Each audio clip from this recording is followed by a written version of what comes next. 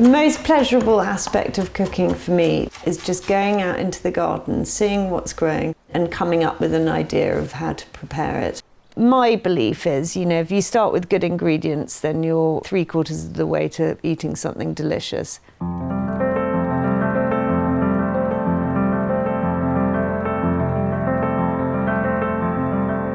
I remember going for lunch at the River Cafe and thinking to myself, I love this so much, this is what I want to do. So off I went with my bundle of knives and my apron, and I worked for a week for free at the River Cafe, and they said, come and have a full-time job. I then applied for a job at Morrow. And then I really wanted to go and learn a slightly different type of cooking, which was at St. John, at their Smithfield restaurant. What drew me to the kind of Morrow River Cafe style restaurants was their sense of humanity. Chefs got on well in the kitchen, there was no shouting, and we were able to just really sort of appreciate cooking with wonderful food and making delicious things and learning. I became a food writer in a really nicely organic way. The editor of Observer Food Monthly very kindly suggested that I started writing for their online allotment blog, and it sort of went from there. My name's Blanche Vaughan, and I'm the food editor at House & Garden magazine. The book is called A Year in the Kitchen. I'm really excited to have been a part of it, to have curated it, and most of the recipes in the book are recipes which I've written. It's almost like a sort of diary of all the stuff that I make at home, or I cook for my friends or my family or people coming over. It's very authentic.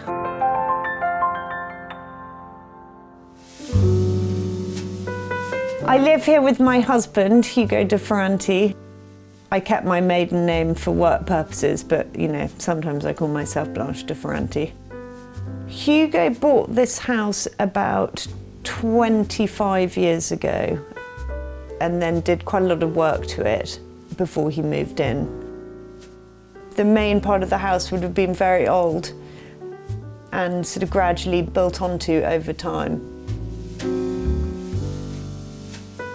I love cooking on the Arga, but I've also got a gas hob and an electric oven. So I've just got a prep sink that I bought from Christopher Howe, trying to emulate what they did with that plain English kitchen at Howe, where it's nice and high and it's beautiful and wide, so I can lay all my vegetables out and clean them in there. And then on the right is the herb garden, so I can just pop out and pick herbs as I need them for my cooking. I've cooked in a restaurant where they used to use a lot of copper pots and pans. I find that they conduct heat really well, and also they look quite nice when they're just hanging up. The idea of being able to just turn from your prep area to the stove is so useful. I always have a KitchenAid, which I love, but I don't like having too many gadgets and accessories on show. This is one of the rooms that I haven't had much of an impact or an input in, not least because I think Hugo did it really well in the first place, mainly with Robert Kime, and then Camilla Guinness came and redid the walls. There is something at the end though, which I did change, which was a corner cupboard that was stuffed with family photos that I turned into a sort of bar with lights. There's pieces in the room that I love. Nice foliage botanical pieces by Deli Lycett Green. There's quite a fun Peter Blake. And there's a Grayson Perry, one of his brilliant maps. And that's actually an old flag. The picture that was there before that I really loved, we actually sold. My husband is an art dealer, so unfortunately things come and go.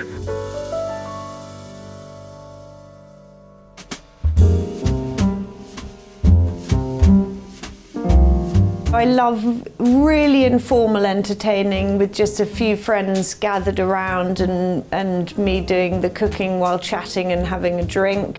I think it's important to be available for your friends and guests as well as being able to do the cooking. The chairs we got from Christopher Hodsall. The table is an old refectory table that Hugo got from Robert Kime. This is a more sort of formal setup. Hugo, over time, had collected loads of lovely old linen. I kind of like it when it gets a bit old and frayed. The flowers are all from the garden. I just picked them yesterday. Sarah Raven showed me how to pick sweet peas on the branch so that you get a bit of more length. The table I bought from James Graham Stewart, and the picture that's hanging above the table has quite an amusing story. The picture's by an artist called Amiconi, but the subject, which is written beneath on a little plaque, he's called the Marquis de Ferranti, although it's no relation. And Karl Lagerfeld saw it in a sale in Paris, and so he bought it for Hugo as a joke. We've got some beehives, and obviously we eat the honey, which I love, but then I've started using the leftover wax to make my own beeswax candles. They smell so delicious, and also they burn with a really nice gentle light. I think eating by candlelight is one of the nicest things.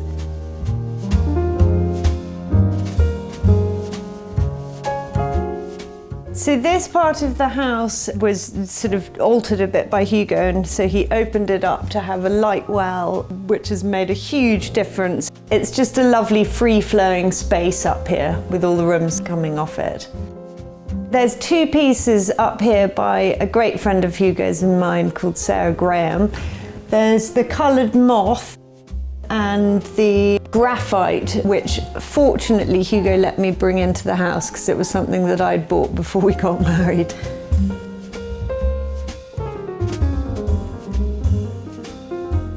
So this is Hugo in my bedroom.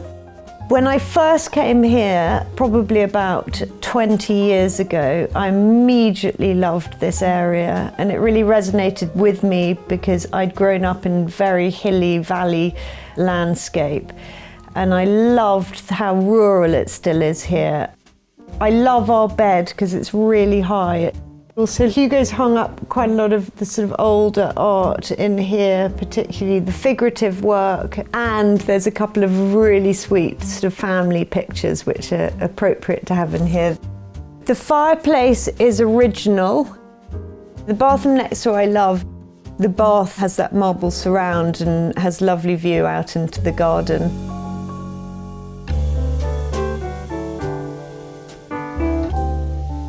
This is my daughter Alba's room. She's currently 6, and we managed to find Hugo's grandfather's bed, which is an old bed reupholstered by David Millenaric, and there's a sweet little silhouette that we've hung on that wall inside the bed, which is by Elliot Puckett.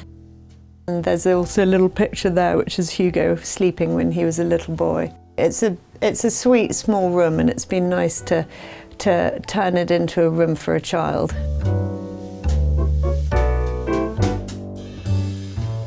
With the bedrooms, particularly the smaller ones like these two junior rooms here and here, we thought it would be fun to have a bit of texture and pattern on the walls. This is a hand-printed wallpaper. And I found some small pieces of furniture from an antique dealer in Ross-on-Wye, and I'm thinking of hanging up these two boroughs on the wall. It's always difficult to find the right pictures to hang on wallpaper, and I think with a small room like this you want quite a few smaller pictures rather than the big ones that we've got in other rooms. We've got bed testers in most of the rooms, and I feel that it just gives the bed a much more centered and slightly more sort of luxurious feeling, so and cozier in a small room like this.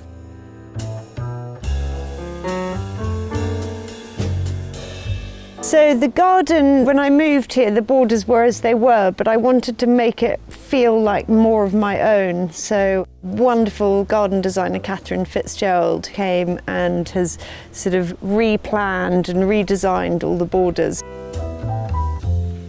This used to be a grass tennis court, but we decided that we didn't really want to maintain it, so we made a pond there, and these are Gormley bollard sculptures.